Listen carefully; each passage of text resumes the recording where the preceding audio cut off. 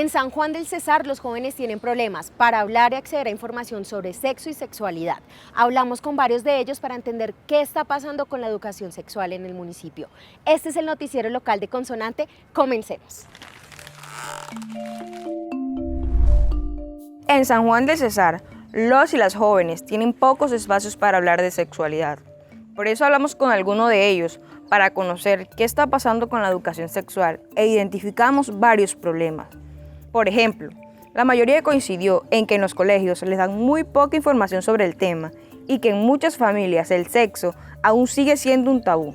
En general, hay mucha desinformación sobre la sexualidad, un tema importantísimo en el desarrollo de la identidad y la prevención de violencias basadas en género. La discusión sobre la educación sexual en Colombia va a cumplir 30 años, pero sigue estando en pañales. En Colombia hay dos problemas: en las casas no hay comunicación y en los colegios hay poca información.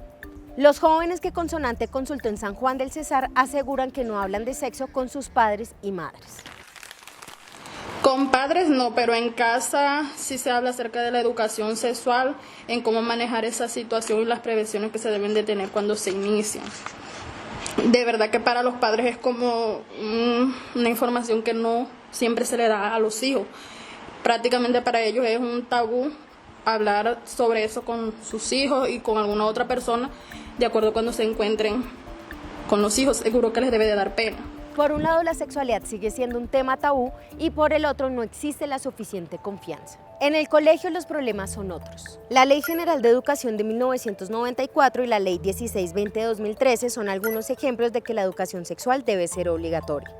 Por ejemplo, la Ley General de Educación dice que la educación sexual debe darse de acuerdo a las necesidades cognitivas y emocionales que tengan los estudiantes y de acuerdo a su edad. Pero en la realidad, los profesores se quedan cortos. En San Juan del Cesar, por ejemplo, solo hay un psicoorientador o docente orientador encargado de acompañar los procesos académicos, psicosociales, incluidos los de la educación sexual. Los programas de educación sexual son solo una de las tareas que tienen a cargo. Deben acompañar la parte académica, los casos de bullying y convivencia en las escuelas. Además de estar recargados, Mariana Sanz de Santa María, directora de Poderosas Colombia, indica que hay una desproporción entre el número de docentes orientadores y de estudiantes. En Colombia tenemos más o menos un orientador por cada 1000 estudiantes.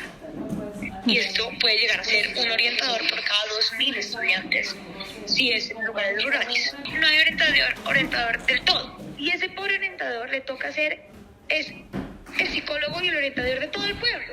Y tiene que responder a un montón de dificultades que pasan todo el tiempo, chicharrones que pasan todo el tiempo en el colegio. Entonces, pues olvídate que va a poder dar una buena clase de educación sexual. Olvídate. Si no hay comunicación en las casas y hay poca información en los colegios, los adolescentes terminan resolviendo sus dudas en Internet. Y esto es grave porque pueden terminar utilizando al porno como educación sexual o ser víctima de depredadores sexuales. Otra alternativa es resolver las dudas con los amigos, pero en este espacio puede replicarse información falsa y así crece el círculo de la desinformación. La educación sexual integral no debería limitarse a la prevención de embarazos y de enfermedades de transmisión sexual, sino que además debe incluir el desarrollo de capacidades para interactuar con las demás personas y mejorar la forma en que comunicamos los sentimientos y emociones. La educación sexual integral también incluye el autoconocimiento del cuerpo, construir la identidad propia, la prevención e identificación de violencias basadas en género para finalmente tener relaciones más igualitarias.